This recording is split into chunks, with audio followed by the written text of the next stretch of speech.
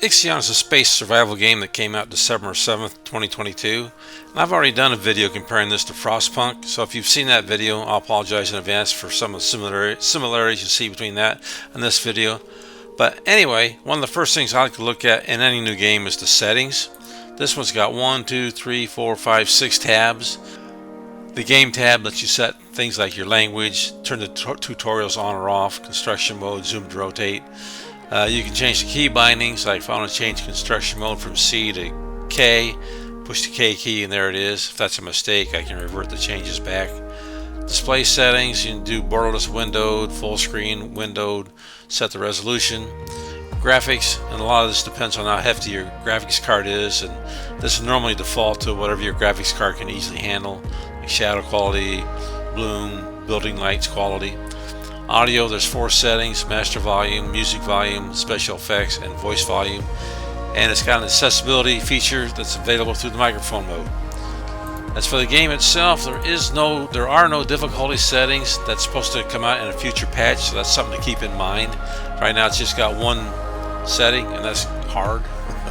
So anyway, the next thing to do is click new game, and it drops you into the game itself. Ixion holds your interest by giving you just enough to do without overwhelming you, and on those rare occasions you do get overwhelmed, you can always pause the game and get caught up. So when you first start the game, it starts in pause mode. There's 3 speeds. I'm playing in normal almost all the time right now because I'm still new to the game. So when you start it, things start progressing. Here I'm running short on food and just got caught up, so the thing went away. Good. The crew's trust in your leadership is falling. So you get little audio cues like the crew's trust in my leadership's falling. If that goes to 0, then game over after a short time. Same thing with a hull. If it gets down to 0, game over. Everybody dies. Ixion has sectors. You can go back and forth by clicking on the sector number or just drag around, whichever you want to do. So each sector is a little bit different. Each sector gives you an overview of what's going on. In Sector 1, I've got 2 urgent matters: food and stability, and housing is an issue.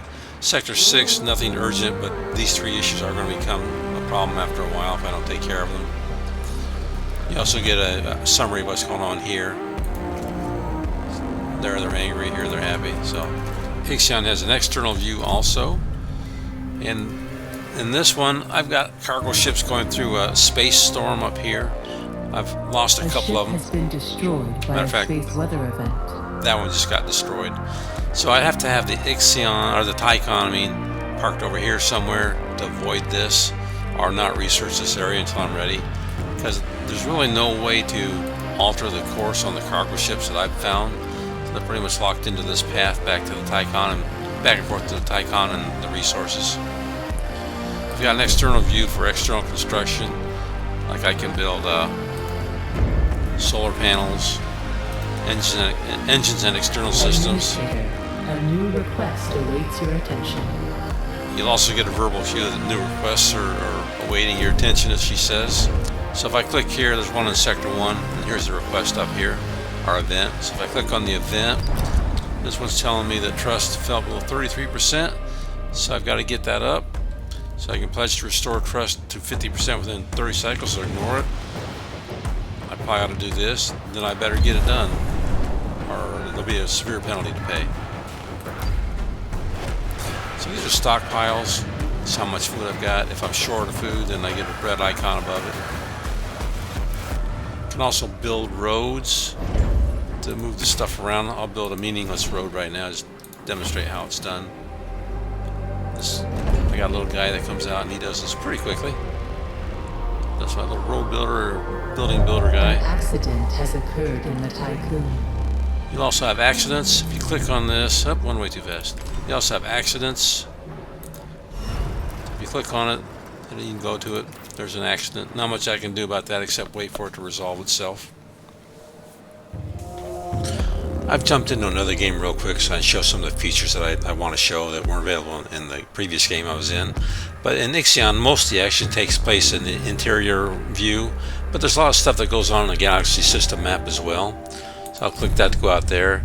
And you get events you can research up there also, like this one. Trouble is, I don't have the technology to do it. I need deep dive apparatus, so I need to research that when it becomes available. Something I really like in this is the probe launcher. So click on probe. I want to launch the probe, and I've got to keep an eye on these resource bars. So as I scan around, they move up and down. And when I hit one that's got like all green and they're pretty high, that means I should find a lot of that resource. So if we click on that, it'll launch the probe out towards that area. And when I take the game off pause, I should see a little probe thingy start going out that way, and there he goes. So going back to the interior view, I heard a couple things pop up, like a violent strike. So I've got strikes that have these things disabled. A violent strike has started on board the Tycoon. I'd like to touch on a few more fundamentals of the game before I call it quits. You've got the resources laid out at the top of the screen, just like any typical strategy game. This is your energy bar, how much you've used, how much is available. Getting close to maxing out power, which is not a good thing. If you go past that, then you get a blackout. Trust bar, that's how much your crew trusts you. Down to 0, end of game. Same with hull integrity, down to 0, end of game. You've got tutorials over here. They're pretty good. Some of them are animated. They're tabbed. You go through them. They're available anytime. I like that. Notifications are here also. So sometimes when you click on it, if you click on it, it'll take you to the leadership is falling. Huh. Administrator, a new request. Somebody got killed. My son's ship was destroyed. Didn't expect that. Close that out. This is your sector wheel. You switch back and forth that way or drag and drop. As you see, I've got had an explosion here. Clicking on this to repair it. Construction. 1, 2, 3, 4, 5, 6 tabs. Maintenance with all these buildings. Space with these. Factories. Population buildings. Food. Stability. As you do more research, more of these become available. Research is laid out in a circular pattern instead of a traditional tech tree. You can research anything that's in the ring that's active, but everything has to be done before it expands out to the next ring. So a little different. It's okay, I like it. I'm more fond of a traditional tech tree, but that's just me. You've also got policies you can enact, but these are sector specific. So I've got you need a DLS center to be built in each sector before you can use them. So I can in sector 6. This is a breakdown of the policies that you can enact. Not sure if you get more as the game goes on or not, plus you've got a tier bonus as well. So if I go to sector 1, I can't do it because there's no DLS center in that one. Resource management, you've got to, whatever you want to transfer between sectors has to be active for both of them, or for as many sectors as you have. Setting these numbers will affect how much can be transferred and when. You've also got to have stockpiles available to take that resource in or it won't work. And also they can't be disabled by something like a strike. So neat little feature, I like that. Population management, same way you can transfer population. So I can transfer like 20 from sector 1 to sector 6 if I want to, just start migration. And that's the same simply you see when you start transferring resources on the previous screen. So that's pretty good. Fleet management. So basically you give ships priority. You can't really control their paths, but you can tell them what to pick up. Like I've got a high priority on this, which is ferrite, I believe. And this is carbon. So I take it down to low priority or nothing, or set it to high. If they're both high, then the ship would just grab out whatever is available, what it's closest to. You've also got an exterior view where you can do things like external construction. So here you can build solar panels and build another set of solar panels, and engines and external systems can be built. Those are already done. So all in all, pretty sleek interface also.